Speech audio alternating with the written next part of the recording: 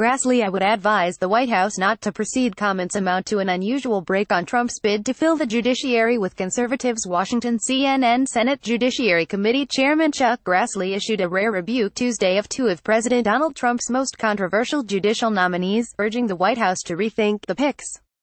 Grassley told CNN that he is advising the White House to reconsider the nomination of Jeff Mateer, who was selected to become a federal judge in Texas. He said the White House should not proceed on the nomination of Brett Talley, whom Trump picked to become a federal judge in Alabama. I've advised the White House they ought to reconsider, Grassley said as he left a Judiciary Committee hearing. I would advise the White House not to proceed. Grassley's comments amount to an unusual break on Trump's bid to fill the judiciary with young conservative voices. The Senate has moved at an unprecedented pace this year to seat federal judges, but controversy has surrounded the Mateer and Talley nominations. Talley's nomination has already gone through the Judiciary Committee and is awaiting a vote from the full Senate. Mateer's nomination still needs committee approval. It's unclear whether Senate Majority Leader Mitch McConnell will ultimately schedule a floor vote for Talley. A McConnell aide said it's premature to say what will happen with any of the pending district court judges because the Senate is currently considering the nominations of 3 circuit court judges and then will turn to the tax bill, government funding, and other pressing year-end issues. Asked about this story at Tuesday's briefing, White House Press Secretary Sarah Sanders said she wasn't sure if Trump and Grassley have spoken directly about the issue. As CNN first reported, Mateer said in 2015 that transgender children are part of Satan's plan. His home state senator, Republican John Cornyn, is taking issue with the fact that Mateer did not disclose the speeches where he made the eyebrow-raising remarks. On the Mateer case, he did not disclose the information before the Judicial Evaluation Committee, he said. That's a serious breach of protocol. Meanwhile, controversy has built around Talley since he was approved by the Judiciary Committee last month.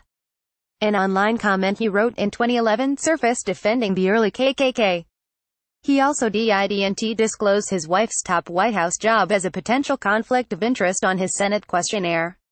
The developments have caused other Republicans to break ranks. Louisiana Sen. John Kennedy said Tuesday he wouldn't vote for either Talley or Mateer and that he didn't think they would have the votes to be confirmed on the Senate floor. Nor should they, he added. I think the president, as I've said before, has been given some very, very bad advice. Even with these nominees in peril, Democrats are still stung by the speed at which Republicans are moving other judicial picks through the process. So far this year, the Senate has voted to confirm Supreme Court Justice Neil Gorsuch and 10 Circuit Court nominees, the most of any president in his first year since Richard Nixon. Neither of the embattled nominees is for those more powerful Circuit Court positions. There are over 24 judicial nominees pending on the Senate floor. Sen. Dianne Feinstein, the top Democrat on the Judiciary Committee, said in a statement Tuesday that Talley and Mateer should not be federal judges and urged Grassley to slow down the process.